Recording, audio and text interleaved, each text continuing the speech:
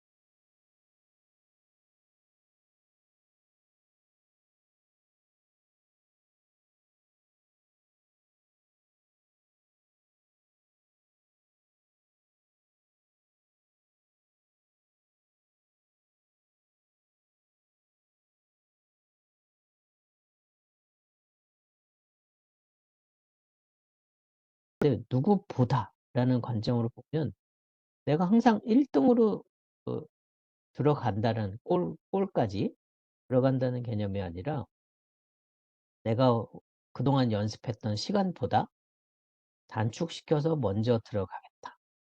이게 어찌 보면 공통된 목표겠죠.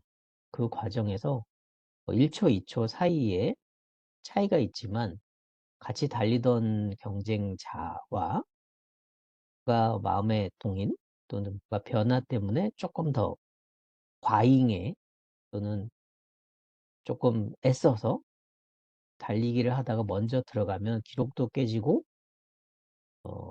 순위도 높아지는, 그러면 이게 선의 경쟁이 되겠죠. 근데 밑에처럼 1등으로 들어가는 거 완주? 굳이 그래도 한 5km 정도 한번 달려보자. 달릴 수 있을 때까지. 그게 이제 건강 마라톤이라면 이때는 같이 뛰는 사람들이 경쟁이 아니라 상생 구조가 될 수 있습니다. 언제든 멈춰도 되고 걸어도 되고 체력 부담이 있으면 중단해도 상관은 없죠. 공동된 목표는 그냥 함께 이 길을 걸어가 보자. 어찌 보면 대량적인 목표값이 조금 뭐하긴 하잖아요. 그래서 목표가 계량값대로 구정이 안 돼 있으면 경쟁보다는 상생으로 조금 완화된 경쟁이 될 수 있고요. 좀 이게 좁은 또는 날카로운 샤프한 목표들을 갖게 되면 경쟁 구조로 컴피티션이 일어나게 된다는 그 정도, 이게 어떤 의미의 변화가 있구나라는 것을 알고 계시면 좋겠습니다. 그럼 경쟁 분석이라는 부분들을 기업에서 왜 하는지 좀 살펴보면, 그건 전략적 의사결정을 하기 위해서예요. 우리가 자원도 좀 모자라고, 기술력도 좀 모자라고, 네트워크도 모자라고, 또 판매하는 제품의 퀄리티는 모자라면 안 되지만 양, 만든 양이 좀 적다라는 비유를 쓴다면, 경쟁사랑 우리랑 만약에 붙었을 때, 맞부딪혔을 때 우리가 충격을 더 많이 받을 수 있잖아요. 팔거나 안 팔리거나, 팔았는데 반품 들어오거나, 팔았는데 너무 비싸다고 하거나, 또는 싸게 팔았더니 이익이 많이 안 남다거나.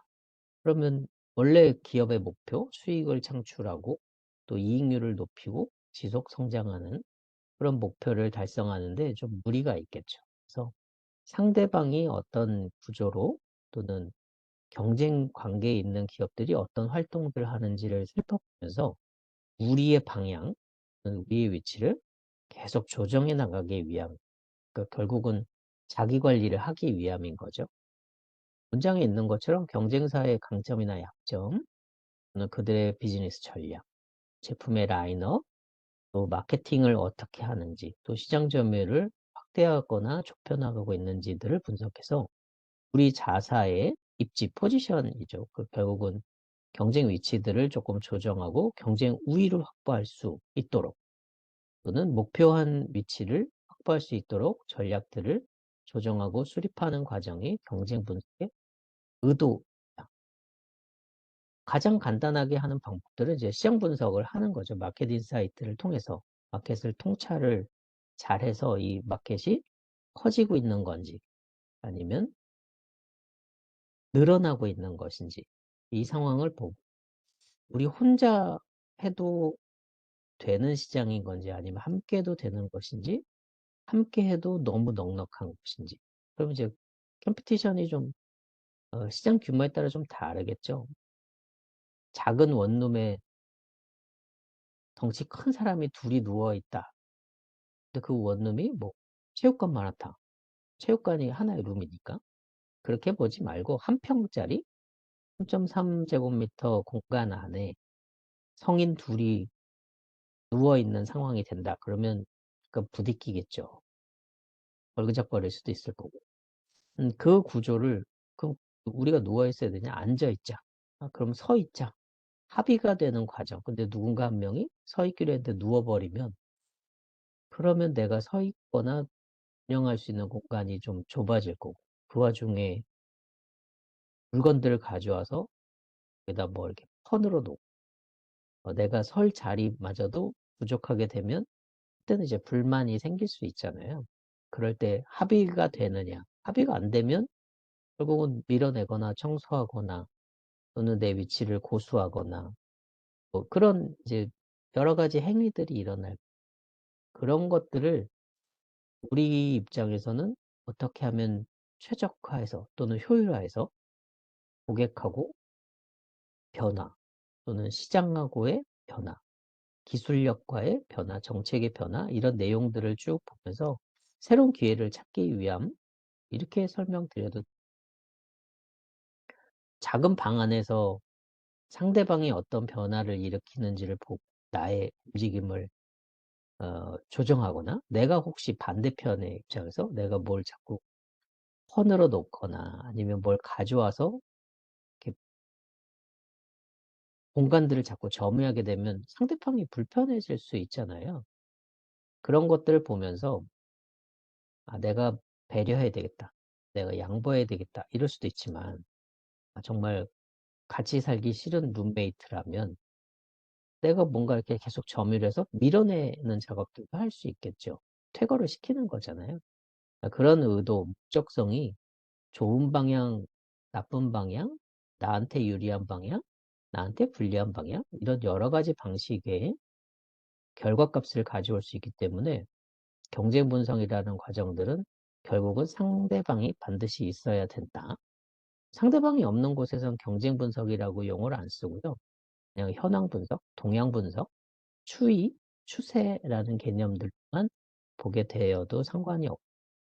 근데 요즘 산업에서 경쟁 없는 시대는, 그런 시장은 없지 않을까 싶기는 합니다. 단독 사업을 하는, 글쎄요, 많지 않을 것 같고.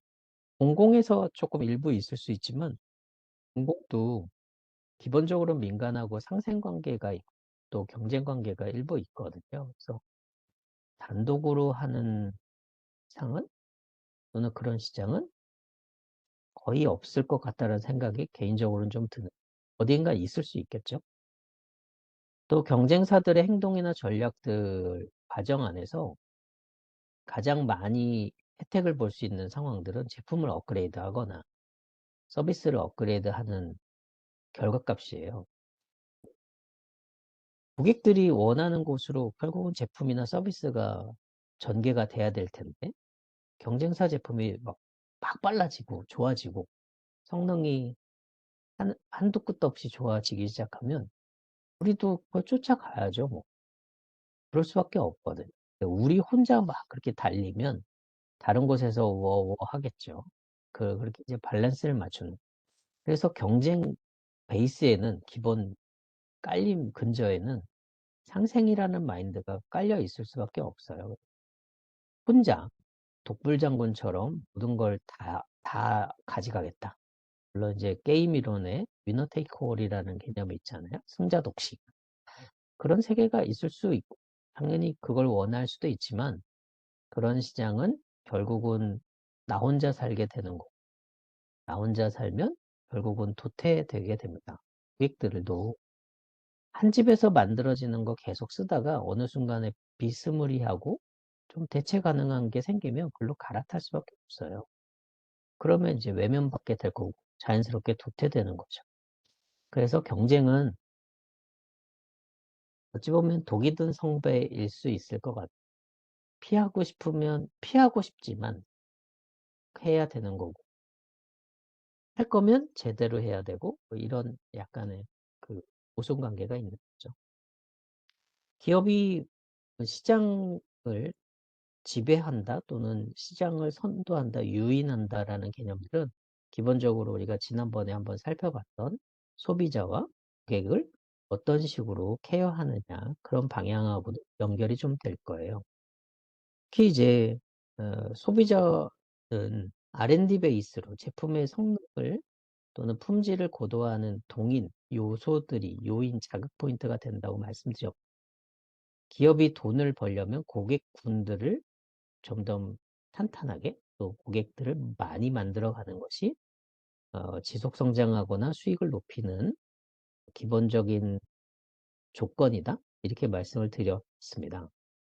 경쟁사들도 당연히 이제 소비자보다는 돈을 벌어야 되니까 고객지향적으로 막 바뀌어 갈 거예요. 그래서 경쟁사들의 제품이나 서비스, 가격, 마케팅 이런 내용들을 보면서 아, 우리 고객이 저쪽으로 넘어가진 않을까? 또는 아, 우리 소비자가 저쪽에 고객이 되진 않을까? 불편함은 나한테 다 얘기해서 내가 뭔가 개발을 하고 있는데 정작 반복적으로 구매하는 건 저쪽 고객집에 가서 사용한다면 나는 애써 만들었는데 살 사람이 없어지는 거. 저쪽 경쟁사는 굳이 만들지도 않았는데 알아서 고객이 와서 사간다고 하면 그 득템인 거죠. 네, 그런 상황들이 될 수 있기 때문에 또 반대 입장이 될 수도 있잖아요. 그래서 고객이나 소비자를 우리가 어떻게 핸들링하고 관리하고 경영하느냐에 따라 상대방이 불편해질 수도 있고 상대방이 유리해질 수도 있다라는 부분들 이제 이런 거를 보통은 마켓 인사이트에서 확인하려면 다 정성적인 자료밖에 없을 거예요. 누가 항상 이걸 알려주는 건 아니니까 요즘 들어 데이터 통계 시스템들이 워낙 고도화가 되고 있고 빅데이터 분석하는 속도들도 늘어나면서 이런 데이터 원인 분석 솔루션들이 하나 둘씩 등장하고 있습니다. 제약바이오 분야에서 유비케어라는 회사의 의약품 통계 데이터 시스템들이 지금 나왔는데 시장에서 모니터링을 시장의 동향을 모니터링하는 서비스들이 지금 막 테스트 중인 것 같아요. 뉴스에 있는 내용들을 좀 가져왔는 병증에 대한 증상들이 얼마나 늘어나고 있고 어떤 약들이 주로 출시되고 유통되고 있고 또 그런 것들이 시기적으로 어느 상황에서 출이 되고 있는지 뭐 전문의 약품이나 성분이나 브랜드나 약품들, 원예 처방 내용들 그런 통계 자료들을 쭉 끌어모아서 시즌마다 또는 병증마다 또는 기업의 약품 형태마다 어느 쪽의 수요가 좀 늘고 있고 수요가 줄고 있는지를 보여주는 분석 지표 자료들이에요. 그러면 이제 굳이 시장에 가서 안 봐도 되고 이 시스템이 물론 다 옳다라는 전제하에 살펴보면 새로운 인사이트를 얻기가 좀 편할 겁니다. 뭐 주식 시장의 주가가 변동되는 거 주식 투자하시는 분들도 알겠지만 차트들이 있잖아요. 그 차트를 보면서 아, 지금 사람들이 많이 사고 있구나. 아, 많이 팔고 있구나. 아, 내국인이 많이 사는구나. 외국 투자자들이 많이 사는구나. 개인이 사는구나. 기관이 사는구나. 뭐 이렇게 카테고리 구별할 수 있고 그걸 실시간으로 볼 수 있다면 내 의사결정이 점점 빨라질 수 있을 거예요. 우리나라에 보통 이제 산업분석이라는 통계 리포트들, 통계조사 보고서들은 1년에 한 번씩, 특히 이제 뭐 9월에 시작해서 연말에 정리돼서 그 다음에 연초에 보게 되면 한 1년 동안은 모르다가 어느 날 퉁 알았는데 그것도 작년. 내 동향만 아는 거죠. 흐름만. 예, 그러다 보니 알 수 없는 블랙박스 시기들이 좀 생긴다는 게 산업에서는 계속 불안해하는 갈증이 생기는 포인트가 아닐까 싶고 이런 부분에 새로운 비즈니스 기회들이 발생되고 있는 중입니다.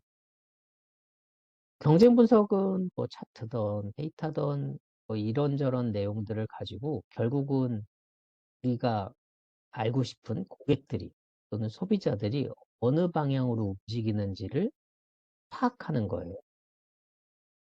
결국 뭐 옆집 경쟁사가 뭐 어떤 방향으로 움직이는지 그건 알 바 아니고요.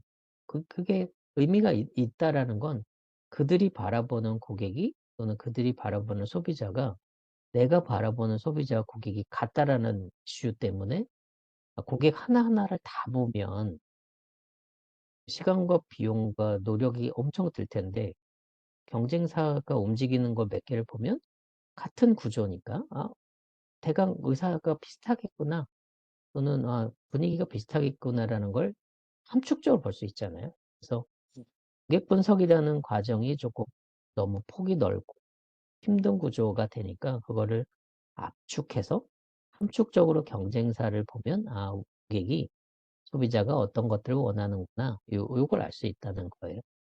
그래서 경쟁 분석을 통해서 자사의 장단점들을 비교표를 만들고 고객들의 이런 취향들이 있구나.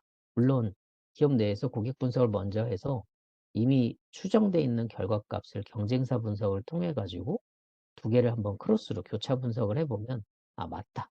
이런 것들도 재확인할 수 있을 거예요. 그래서 경영 전략이나 비즈니스 포트폴리오를 조정할 때 고객 분석 당연히 진행해야 되고 또는 고객 분석이 너무 힘들다면 경쟁사 분석이라도 해서 우리의 방향을 조정하는 그런 역할을 할 수 있고 시장의 점유율 확대라는 말이 경쟁과 적이 이겨서 우리가 뭐 새로운 시장을 갖자 당연히 같은 말인데요. 이걸 조금 더 한 단계 밑에서 깊게 본다면 그들이 바라보는 고객을 우리 고객으로 땡겨오는 거. 그게 이제 어떻게 보면 숨은 도겠죠. 또 그러려면 우리의 브랜드들을 많이 노출되고 노출시키고 우리의 제품의 성능들을 품질을 잘 알려주면 저쪽에서는 소비자로 뭐 이런 게 불편해요 라고 경쟁사한테 얘기하고 그건 저희 다 돼 있어요. 저희 쪽에 오시면 바로 구해서 가져가실 수 있습니다. 사용하실 수 있습니다. 그러면 소비는 저희 쪽에 와서 하는 게 아니라 구매를 저희한테 하겠죠. 소비는 저쪽 집에다가 얘기를 하고요. 그게 반복적으로 계속 소비를 고객화시켜서 구매를 일으키면 우리 고객이 되는 거잖아요. 그러면 이제 당연히 시장 점유율이 넓어지겠죠. 고객군이 더 확대되겠죠. 넓어지겠죠. 또 그런 과정 안에 우리가 맨날 가져오는 방향, 좋은 방향에서만 바라보면 그렇지만 경쟁사 입장에서 우리 고객이 자꾸 뺏기는 거잖아요. 그래서 경쟁사들이 혹시라도 우리 고객을 꼬셔가고 있는지, 비교해 나가고 있는지도 살펴봐야 되니까 그런 부분들이 고객 이탈 방지를 위한 기본적인 활동 노력이 될 수 있다. 그렇게 보시면 지금 문장들이 꼬글꼬글하게 섞여 있는 것 같은 느낌이 드셨을 텐데 지금 다시 그렇게 해석해서 드리면 이게 다 고객이랑 소비자 어떻게 소비를 그냥 단순 소비를 하던 사람들을 반복 구매를 일으키게 만들어서 우리의 고객화, 고객 충성도가 높은 분으로 클라이언트로 전환시키는 것인가와 관련된 내용이구나 이렇게 이해하실 수 있을 거예요. 그래서 어, 저번에 한번 살펴봤던 내용들하고 지금 얘기하고 있는 경쟁 분석 결국 고객 분석, 소비자 분석, 경쟁 분석 이 세 가지가 같은 맥락으로 같은 지향점을 가지고 있는 거다라는 것들을 인식하실 수 있을 겁니다. 경쟁 분석을 하게 되려면 결국은 정보가 되게 좋아야 될 거고 정보는 전에 한번 얘기 드린 적이 있는데 한번 마인드 하는 셈 치어서 팩트값들 현실 세계에서 일어나고 있는 이루어져 있는 내용들 그걸 데이터라고 본다면 그 데이터가 왜 일어난 건지 어떤 효과가 있었는지 어떤 이유가 있었는지 또 의미가 같이 데이터에 결합이 되면 그걸 인포메이션 정보라고 해요. 그러면 경쟁성 있는 신뢰성 있는 정보를 수집한다라고 하면 그 데이터에 의미가 들어있는 거, 그 의미를 수집하는 거겠죠. 카운트 값보다는. 그 의미를 보통 온라인에서 검색을 하시면 뉴스 기사 몇 건이 나왔네. 이게 아니라 그 뉴스에서 무슨 내용을 왜 살펴보고 요즘 또 어떤 상황이 되는지 그 기자가 어떤 생각을 가지고 글에다 적었을 거잖아요. 그 생각을 우리가 찾아내는 거. 결국은 그 생각이 카운트로 표시가 안 돼 있기 때문에 정보를 다시 카운트 값으로 변환하는 카운트 데이터로 만드는 작업들을 하는 거고 그 데이터를 계량 값으로 분석해서 새로운 정보를 만드는 거. 그게 뭐 요즘 AI가 많이 활동하고 있는 분야인 시장 보고서, 분석 보고서를 만드는 행위가 되는 겁니다. 물론 이렇게 이제 분석 보고서나 시장 온라인 검색대에 있는 정보 분석들을 통해서 정보 수집을 통해서 우리가 이걸 보고 이렇게 행위를 해야 되겠다 라고 결정해서 실행하기 시작하면 그거는 난리지 지식이라고 합니다.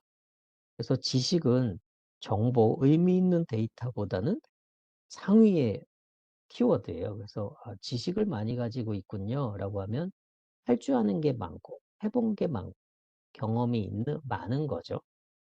정보가 많으시군요 라고 하면 의미 파악을 잘하고 있고 통찰이잖아요. 막 인사이트가 있는 거죠. 정보를 안다는 건. 네, 데이터를 많이 가지고 계시네요 라고 하면 자료, 팩트 값들 현장에서 돌아다니고 있는 세상에서 돌아다니고 있는 뉴스거리들 그 내용들을 많이 알고 있군요.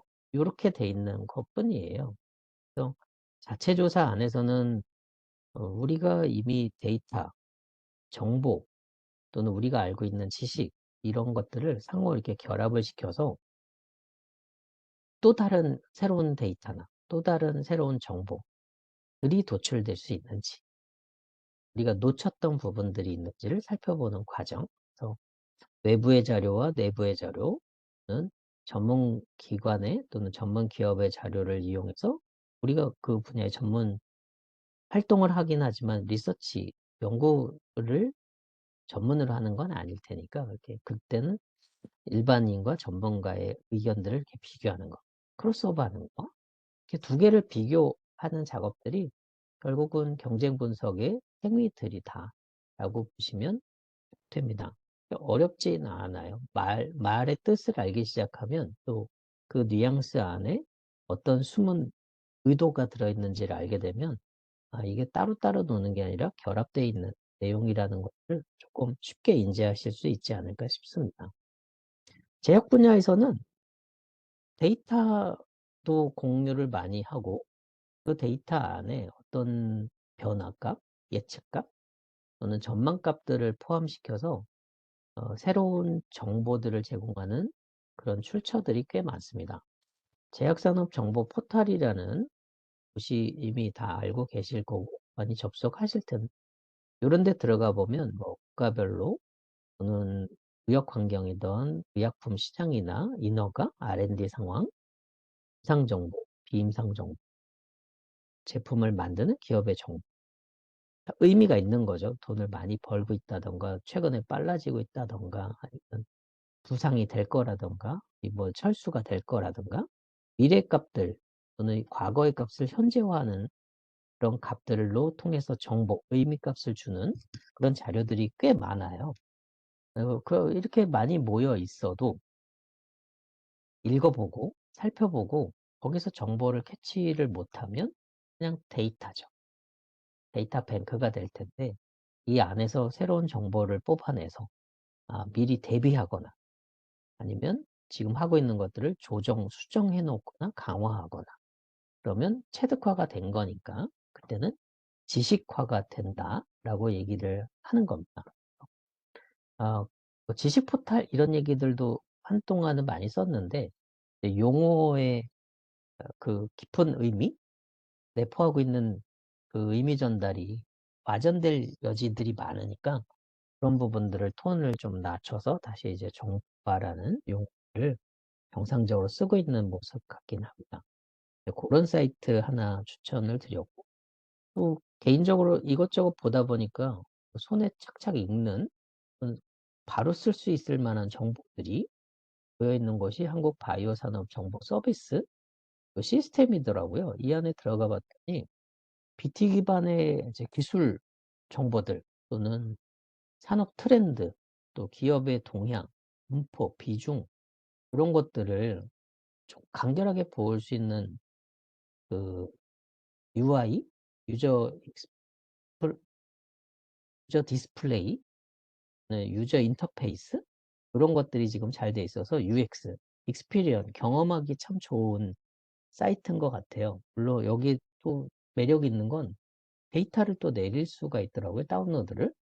그래서 그걸 가지고 새로운 연구 주제, 관심 분야들을 조금 이렇게 한번 크로스 체크해 보시는 그런 용도로 활용해 보시면 괜찮을 것 같고, 물론 데이터가 수집되는 시즌이 있기 때문에 한 1년 단위로 하는 것 같아요. 또 어떤 거는 6개월, 분기 이 정도로 돼 있어서 약간은 시의성이 시간에 대한 의미 파악이 조금은 길게 되어 있긴 하지만 그래도 는 것보다는 훨씬 좋지 않을까라는 생각이 듭니다. 또 그거 외에 다른 이제 정보 포털 내용들을 좀 보면 보건복지부가 운영하는 정보 포털들 이 안에는 정보가 이렇게 많이 섞여 있다는 거죠. 포털이라는 건. 법령 정보. 제가 계속 강의나 교육을 통해서 말씀드리는 내용 중에 의미나 정의를 우리가 잘못 알기 시작하면 처음부터 옷의 단추를 잘못 끼고 시작하는 상황이 되면 다 끼우고 나면 이렇게 삐딱하겠죠. 그러면 잘못 알고 있는 상황, 그러니까 그걸 또 수정하려면 처음부터 다 고쳐야 되잖아요. 그렇게 하기보다는 처음부터 의미를 파악하는 게 좋겠다라고 말씀을 드리는데 법령에 보통 법규나 법령, 시책, 규정 이런 것들 만들면 1조, 2조, 3조 언저리에 용어 정의를 하게 돼요. 이 법은 어떤 의도로 만든 거고 이 법에서 사용하는 단어, 용어는 이런 의미다. 그 내용들을 조금 인식하시는 것이 유리하기 때문에 또 바람직하기 때문에 그러면 좀 골치 아프잖아요. 저도 맨날 그렇게 생각을 했었는데 용어를 그냥 저 혼자 알아서 해석해 버리면 저 혼자의 세계인 것 공감되거나 공유될 수 있는 상황이 안 될 여지도 많아요. 그래서 그런 것들은 객관화 작업을 하기 위해서 법령을 통해서 한번 리뷰하는 거, 사전적 의미가 뭐가 있는지, 명과 필드에서 사용 시장에서 현장에서 사용하는 용어랑의 간격이 있는지 이런 것들도 좀 보시면 좋고 또 R&D 연구 개발을 하시면 소재에 관련된 부품에 관련된 장비와 관련된 내용들도 많이 필요하실 텐데 그런 것들은 또 약학정보원이나 식품안전처의 의약정보나 심평원 쪽의 그 내용들이 공유가 되고 있는데 그것도 약간 어, 모두 공개되어 있는 건 아닌 것 같아요. 그때그때마다 조정값들이 또는 접근 가능한 그런 데이터들이 좀 변형이 있기 때문에 그런 것들을 좀 보셔야 되고 아예 용어집으로 정돈되어 있는 경우들도 있긴 하더라고요. 물론 그렇게 용어만 쭉 보면 이거 누가 몰라 이럴 수 있지만 그 용어와 법령에 있는 법 용어들, 단어들과의 관계를 생각해 보면 법령이나 용어, 요 상황들은 항상 같이 간다. 요즘 사전 갖다 놓고 문서로 뒤지기보단 생만 해보면 바로 이런 내용들이 나오니까 정보 포털에서 법령이나 용어와 관련된 내용을 수집하는 게 훨씬 좋긴 합니다만, 혹시라도 정보가 단절돼 있다면 이렇게 좀 하나하나 찾아가야 하시는, 번거롭지만 찾아가셔야 될 거라는 거 얘기를 드리고 싶고요. 또 부처마다, 부서마다, 청마다 특화된 목표 또는 목적, 룰들이 다 다르기 때문에 그들의 자료실 내용들을 참조하시는 것도 의미가 있습니다. 공데이터 입장에서는 행정의 기밀성이 필요한 것들이 아니라면 대부분 이제 공지는 해놔요. 공지라는 게 누구나 열람할 수 있는 상황으로 노출돼 있는 거. 근데 공개와 공지는 좀 달라요. 공개는 누구나 와서 가져갈 수 있는 상황이고, 공지는 여기에 있구나. 근데 공개가 안 돼 있으면 요청할 수 있어요. 관계 공무원에게.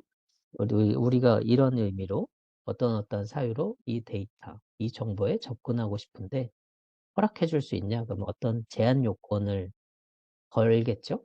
그러고 하게 해주는 그런 옵션들이 있어서 기관들의 내용들이나 동향 자료들을 보시고 공개돼 있지 않는데 공지는 돼 있거나 공시는 되어 있는, 알려져 있거나 요런 게 있다 라고만 얘기한 공지와 공시 그 내용을 보고 정보 공개 요청을 하면 자료를 입수할 수도 있긴 하다.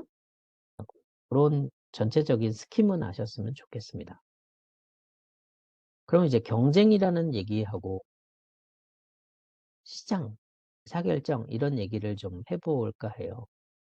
경쟁은 컴페티션, 결국은 이제 고객을 장악하기 위한 선의 경쟁을 하고 있는 것일 텐데, 그 고객이 전체 시장 중에 얼마나 비중을 많이 차지하고 있고 이들이 정말 인플루언서들인가 라는 개념들을 보면, 시장 분석은 앞서 고객이나 소비자 분석한 것처럼 전체적으로 고객군 사람들이 돈을 내려고 하는 사람이나 구매하려고 하는 사람이나 이용하려고 하는 사람이나 의사결정하는 사람들의 그 분위기를 알아가는 건 시장. 경쟁은 실제로 돈 내고 반복적으로 사는 사람들의 분위기를 알아가는 거. 그럼 기업 입장에선 경쟁 분석이 의사결정하는 게 훨씬 좋겠죠. 돈이 직접 보이니까. 시장 분석에서는 우리가 돈을 써야 되는 상황들도 많거든. 제품이 후졌다, 안 예쁘다, 불편하다 이러면 바꿔야 되니까, 교체해야 되고 업그레이드 해야 되니까 당연히 투자 비용이 들겠죠.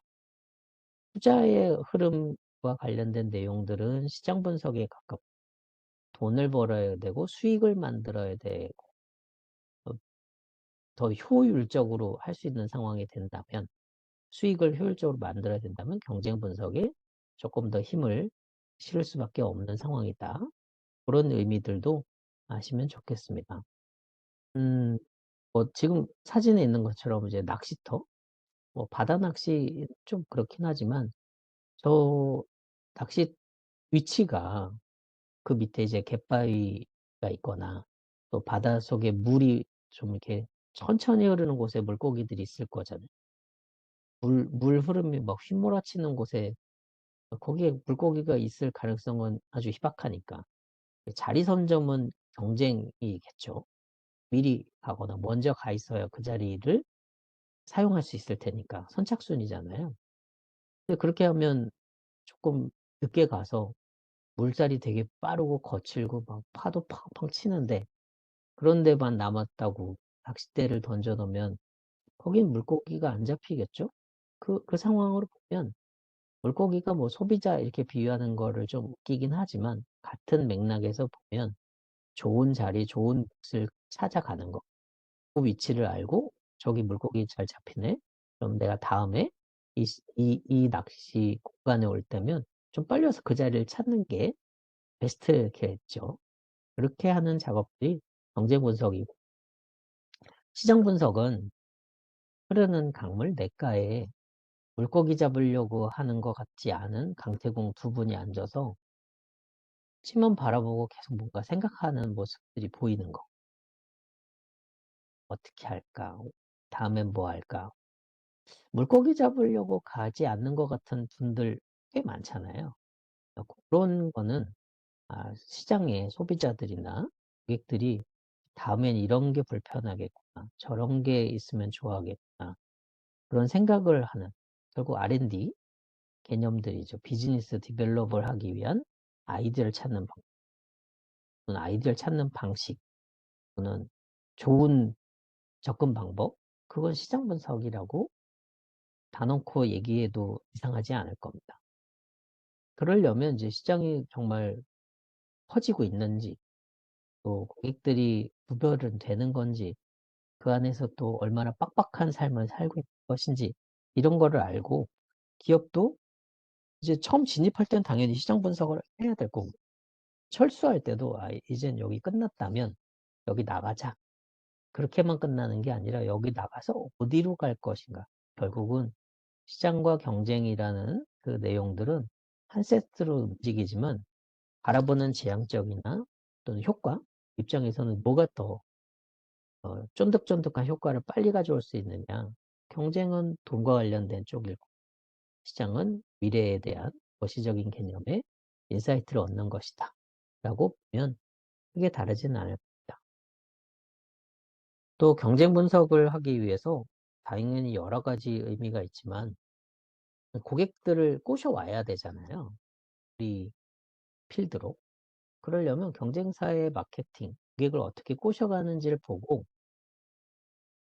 혹할 것 같다라고 하면 새로운 정보를 제공하거나 고객에게, 아니면 우리 쪽에 있을 때 혜택들, 베니핏을 조금 더 알려주거나, 상대방이 자극하는 포인트에 더 자극적인 포인트로 맞대응하는 거.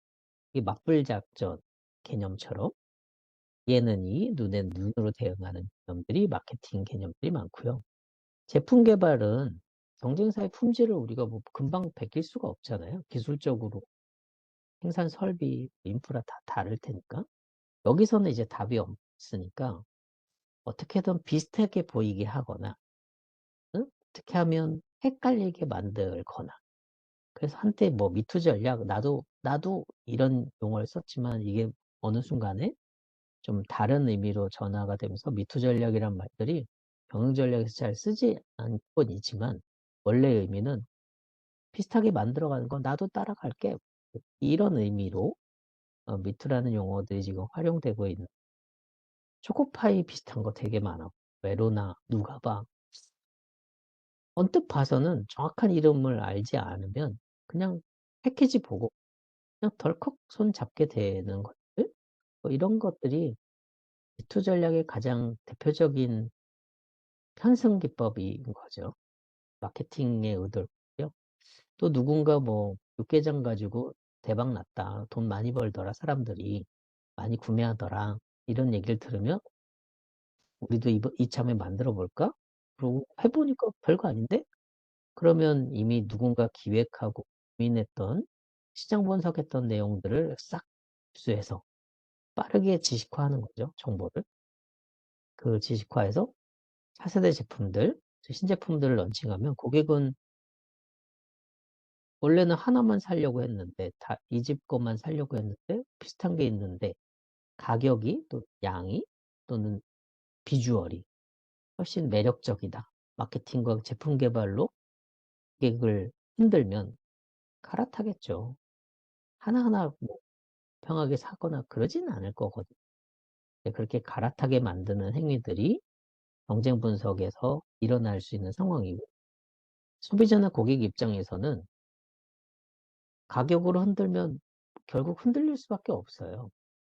이제 마트 같은 데 가셔서 맥주 하나 사 보려고 가면 원래 사려고 했던 맥주를 안 사고 엉뚱한 거 사오는 경우들이 꽤 많습니다.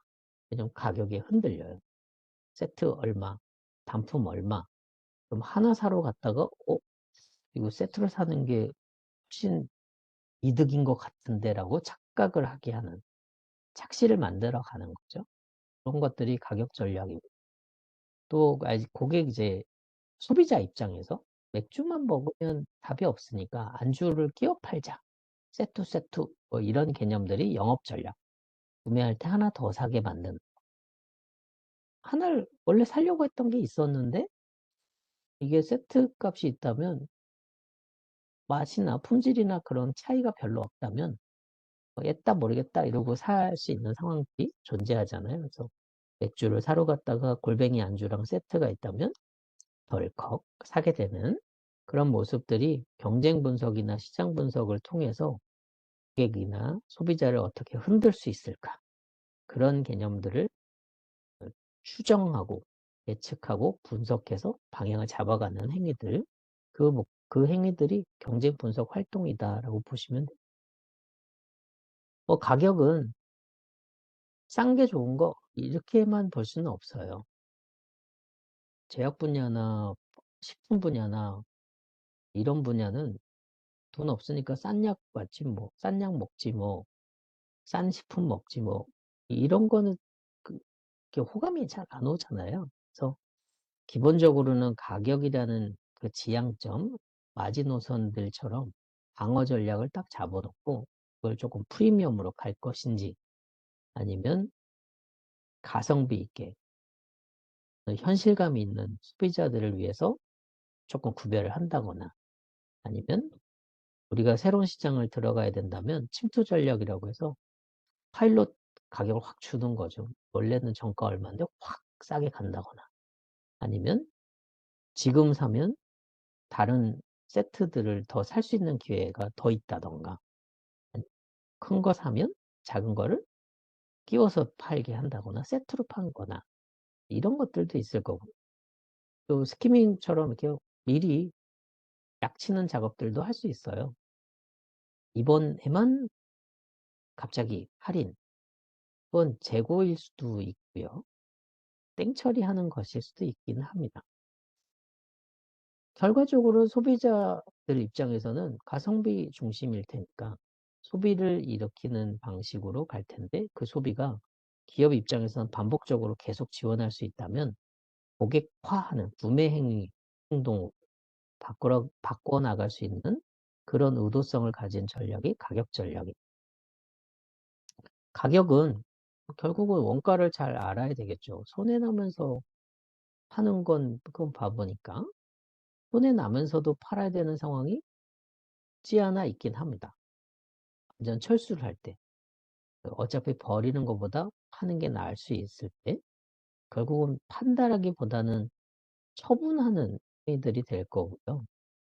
시장에서 원하는 가격대랑 우리가 공급할 수 있는 가격대가 달라질 수도 있잖아요. 그래서 시장의 그 최저 비용, 최대 비용, 최저 가격, 최대 가격 이런 것들을 좀 알아서 적정하게 움직이는 거. 좀 뭐 이마트나 플러스 트레이더스 뭐 이런 데 보면 최저 가격 보증. 만약에 혹시 여기서 샀는데 다른 곳에서 최저 가격이 신고되면 그 가격 차이만큼 환불해 드리겠습니다. 이렇게 되면 시장 가격이 서로 합의되지 않으면 쉽지 않은 이제 진짜 다 죽는 거죠. 오징어 게임 되는 거가 될 수도 있어요. 그래서 심리적으로 어느 선까지는 내려가지 않겠다라고 하는 부분들도 분명히 있을 겁니다. 또 인식하고 있는 가격 가치들도 있을 거예요. 그냥 예를 든다면 뭐 떡볶이 1인분 그럼 머릿속에 떡볶이라는 게 뭐 만 원 넘으면 좀 과하지 않나? 한 끼 설렁탕이 8,000원, 9,000원, 만 원인데 떡볶이가 8,000원, 9,000원이면 그건 아니지. 이런 이제 인식 가격이 있잖아요. 그 가격에 선을 넘어가면 그건 완전 특별하지 않으면 차별화가 될 수 없고 선택되기 어려울 수 있을 겁니다. 떡볶이가 뭐 인삼으로 만든 떡볶이입니다. 왕이 먹던 겁니다. 또는 뭐 무슨 연예인이 만든 떡볶이입니다. 이러면 이제 인식이 흔들리게 되는 거. 그렇게 이제 소비자를 흔들어갈 수 있게끔 만들어가는 것이 가격 정책이고 가격 전략의 방식이다. 생각하시면 가격도 그런 의도로 쓰는 거구나. 소비자를 고객화하는 데 흔들어 제끼는 전술이구나. 는 흔들어서는 안 된다면 푸셔서 또는 모셔서 와야 되니까 그때는 힘 안 들이고 이기려면 전략을 써야 되고 전술은 힘들여서 하는 거 전략은 힘 안 들이고 하는 거예요. 목표를 다 이루는 거예요. 전술은 힘들여서 목표를 이루는 거고 전략은 힘 안 들이고 이 목표를 이루는 거. 그래서 가격 전략이라고 한다면 계획을 흔들어 제껴서 펴오는 그 과정은 전술에 가까운데 우리가 그냥 빵 터트리면 와르르 무너질 수밖에 없는 그런 것들은 이제 전략이라고 얘기를 하고 있어서 그런 의미의 차이도 이번 참에 한번 알고 가시면 좋을 것 같아서 설명을 드립니다. 또 비즈니스 자체를 하게 되면 앞서도 뭐 매트릭스로 계속 보여드렸잖아요. 뭐 가격이 좋을 거냐, 풀 거냐, 경쟁사보다 많을 거냐, 적을 거냐. 이게 의사결정의 기본 틀이거든요. 두 개 축, X축과 Y축. 뭐 보스턴 컨설팅에서 만들어서 유명해진 게 이제 BC 매트릭스라는 부분들입니다. 매트릭스 구조는 별건 아닌데 이 축값이 조금 신경이 쓰이는 거예요. 하나는 시장 성장률, 얼마나 커질 것이냐. 상대적 시장 점유율, 상대적이라는 건 경쟁이 들어있는 거죠. 그래서 경쟁과 소비, 고객 그 두 축을 놓고 비교한 게 BCG 매트릭스. 매력적이죠. 거시와 미시 그 다 있으니까 돈 되는 것과 개발하는 게 다 들어있으니까 요걸 이제 디벨롭한 게 맥킨지 이제 G 매트릭스인데요. 이들은 우리가 경쟁력이 있는 거하고 산업의 매력도가 있는 거. 결국은 미래지향적인 좌표로 표시가 된 거예요.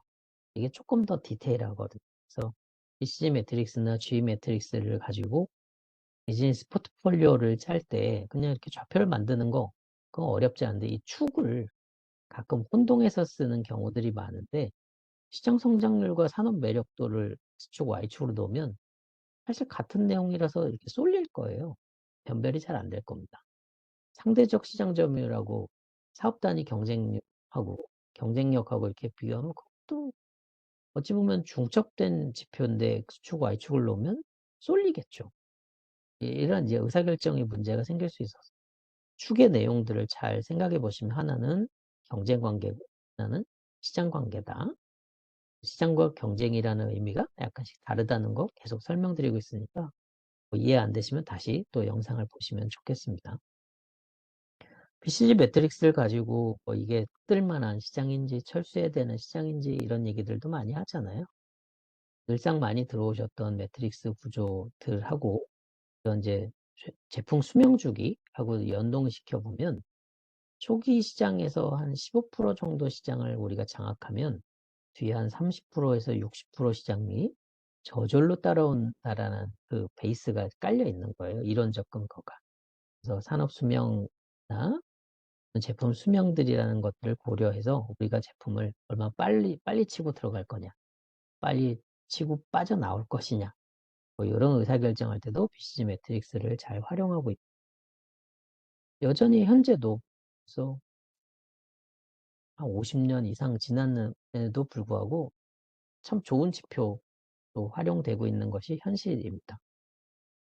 또 산업주기라는 개념들, 산업수명주기라는 것들을 좀 보면 등락의 폭이 계속 변동이 돼요. 한국의 산업학자분들은 가끔 그런 얘기합니다. 한국은 10년마다 뭔가 변화가 온다.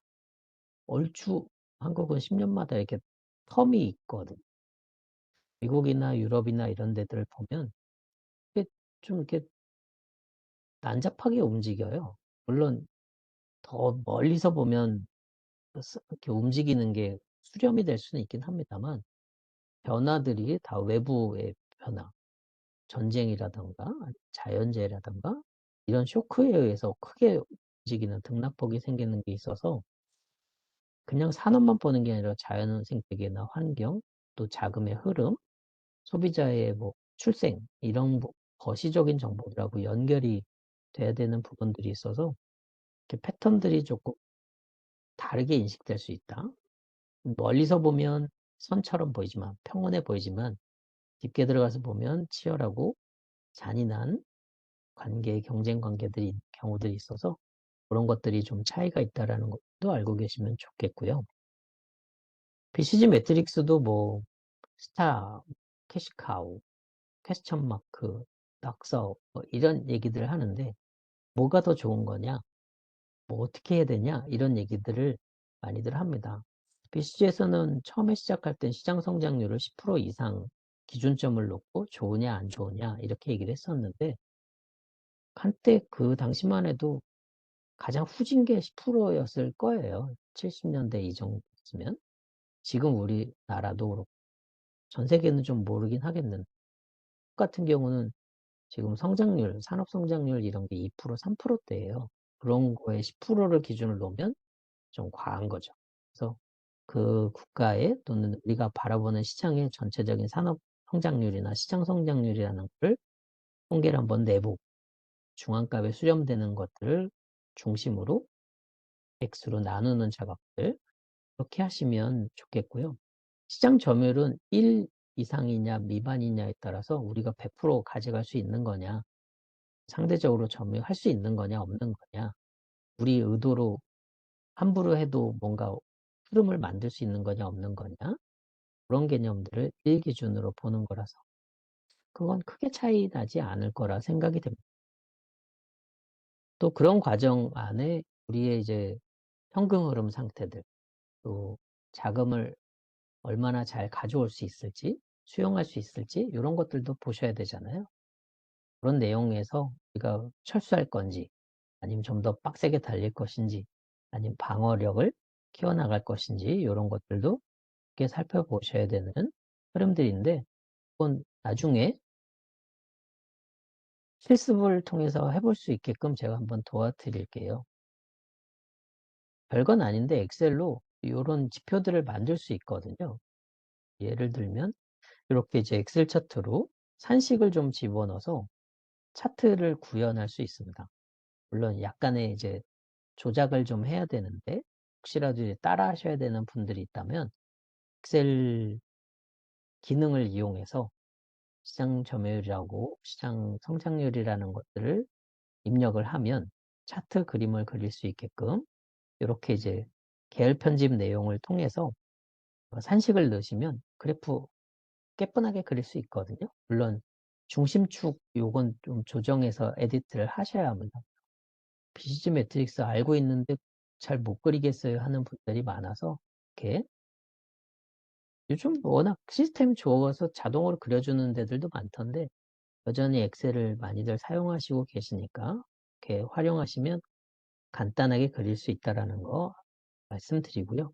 그런 과정을 통해서 버블 크기라던가 위치라던가 또는 상품의 이미지를 올려서 의사결정을 하게끔 만드는, 척도는 5점, 7점, 10점 다양하게 다 만드실 수 있을 겁니다.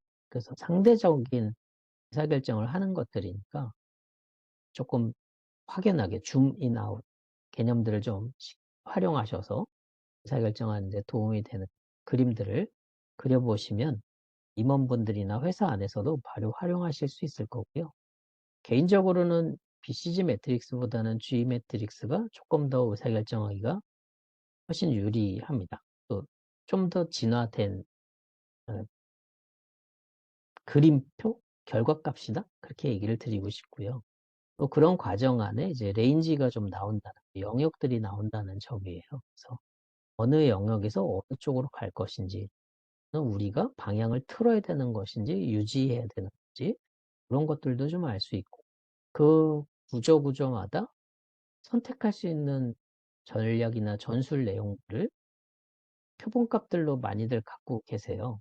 그래서 그런 샘플을 가지고 이렇게 대비해 보면 조금 디테일하게 의사결정하기가 수월하다라고 얘기를 드리고 싶고, 또 그런 그래프들은 이미 이제 많은 의사결정 보고서나 컨설팅 리포트나 또는 연구 결과 자료에 많이 사용하고 있습니다. 그래서 낯선 것들이 아니지만 이제 비주얼 어떤 식으로 보여지게 하느냐의 차이인 것뿐이다. 그냥 X축, Y축으로 보여주는 게 아니라 방사선 맵으로 그리기도 하고, 요즘 관계 맵, 워드크라우드 개념으로도 많이들 하고 계시는 거, 주식 차트 같은 개념으로 변화도 있고, 버블 차트로 하는 방법도 있고,